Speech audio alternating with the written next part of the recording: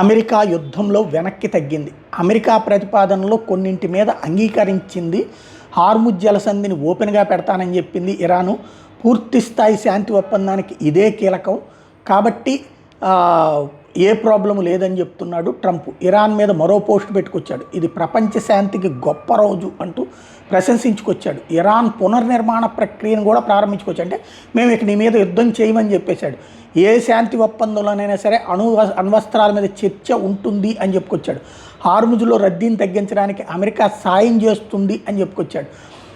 అదే సందర్భంలో హార్ముజ్ జలసంధి ఓపెన్గా ఉంటుందని ట్రంప్ చెప్తుంటే హార్ముజ్ జలసంధి దగ్గర మేమును ఒమెను కలిసి డబ్బులు వసూలు చేసుకోవడానికి అమెరికా అంగీకరించిందని ఇరాన్ చెప్తోంది.